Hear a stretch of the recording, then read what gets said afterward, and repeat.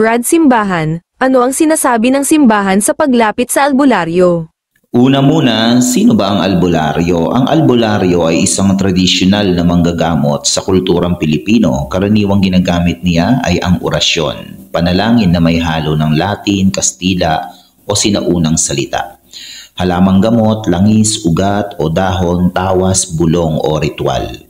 Minsan ay may mga halong pamahiin o espiritismo, pakikipag-ugnay sa espiritu. Ikalawa, ano ang problema rito ayon sa simbahan? Hindi lahat ng gamot mula sa kalikasan ay masama. Pero kapag ang panggagamot ng albularyo ay may halong okultismo, mahika, orasyon, ritual, para hulaan ang sakit, pakikipag-ugnay sa espiritu, pananampalataya sa kapangyarihan bukod sa Diyos, ito ay mortal na kasalanan at salungat sa tunay na pananampalataya. Ayon sa Katisismo ng Simbahang Katoliko, paragraph 2116 to 2117, ang paggamit ng orasyon, agimat, mahika at iba pang paraan upang magkaroon ng kapangyarihang higit sa natural ay isang uri ng pangkukulam at pagsuway sa Diyos.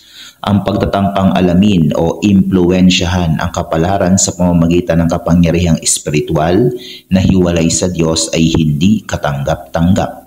Batayang Biblikal, Levitico 11:31. Huwag kayong lalapit sa mga espiritista o mangkukulam. Huwag ninyong dungisan ang inyong sarili sa kanila. Ako ang Panginoong ninyong Diyos. Deuteronomio 18:10-12. Huwag hayaang may matagpo ang mangkukulam, manghuhula, tagapagsangguni sa espiritu sapagkat kasuklam-suklam sa Diyos ang gumagawa nito.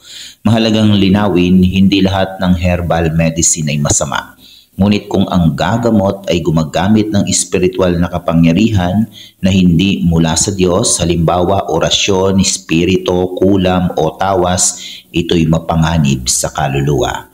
Anong dapat gawin ng isang Katoliko? Una, lumapit sa Diyos sa panalangin. Siya ang tunay na manggagamot. Ikalawa, gumamit ng sakramento ng pagpapahid ng langis, anointing of the sick.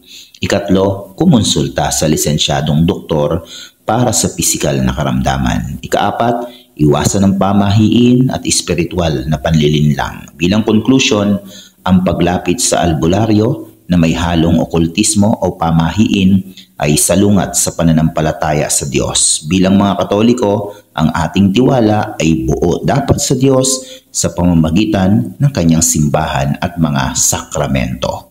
Amen.